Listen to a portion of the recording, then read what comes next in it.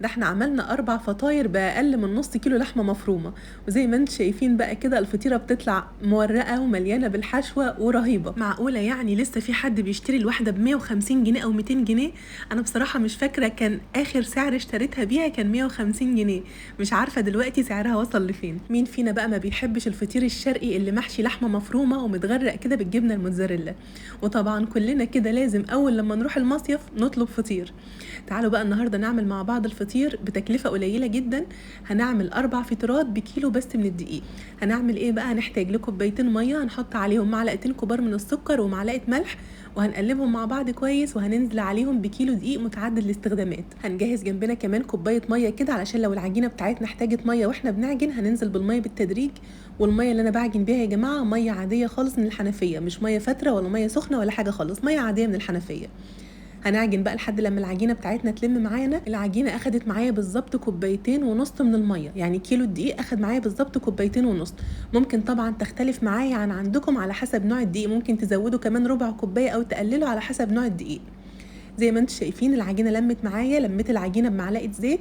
العجينه ناعمه خالص وطريه بس فيها سنه تلزيق بسيطه خالص كده. هنجيب بقى طبق او صينيه نحط فيها حوالي ربع كوبايه من الزيت، وهناخد بقى العجينه بتاعتنا دي نقسمها على 4. ممكن تعملوها 5 فطاير بس يكون حجمهم اصغر من كده شويه. زي ما انتم شايفين كده انا قسمت العجينه بتاعتي على 4، واخدت كل قطعه من دول عملتها كوره كده وغرقتها بالزيت. هنغطيهم بقى بكيس بلاستيك ونسيبهم من 15 ل 20 دقيقه يرتاحوا شويه. هنحضر بقى الحشوه بتاعتنا، وطبعا ده اختياري، لو حابين تعملوها بلحمه معصجه او تعملوها بقطع فراخ او تعملوها ببسطرمه وجبن براحتكم جدا. انا حطيت في طاسه كده بالظبط 350 جرام من اللحمه المفرومه، عليهم بصلايه كبيره. اول لما البصل واللحمه بداوا يدخلوا في التسويه نزلت عليهم بشويه فلفل الوان وطماطمايه متقطعه كده قطع صغيره وشايله منها القلب اللي جوه، والبهارات معلقه ملح ومعلقه فلفل اسود ومعلقه من بهارات اللحمه ورشه من جوز الطيب. هنغطي بقى الطاسه بتاعتنا ونسيبهم بالظبط كده على نار هاديه 10 دقايق.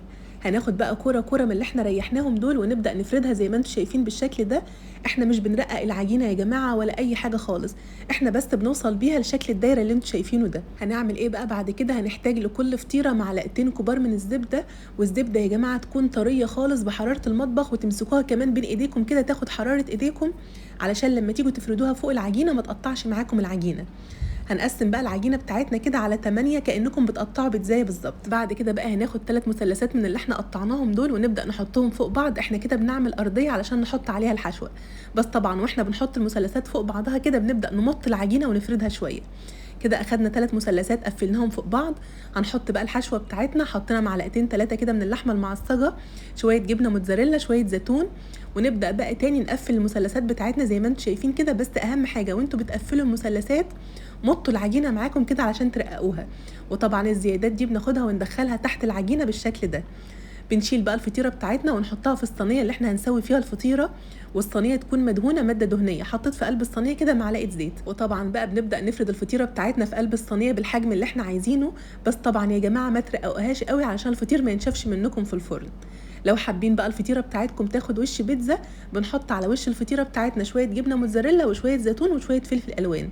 عملت معاكم واحده تانية زي ما انتم شايفين كده، فردت العجينه بتاعتي ودهنتها كويس بالزبده، وبعد كده قسمتها لمثلثات وعملت 3 مثلثات ارضيه وحطيت الحشوه، ورجعت قفلت باقي المثلثات على الحشوه زي ما انتم شايفين كده. وطبعا الزيادات بتاعه العجينه دي بندخلها تحت الفطيره، وبناخد بقى الفطيره بتاعتنا نحطها في الصينيه، والصينيه مدهونه معلقه من الزيت، ونبدا بقى نفرد الفطيره بتاعتنا شويه ونحط على الوش بقى شويه جبنه موتزاريلا شويه فلفل الوان.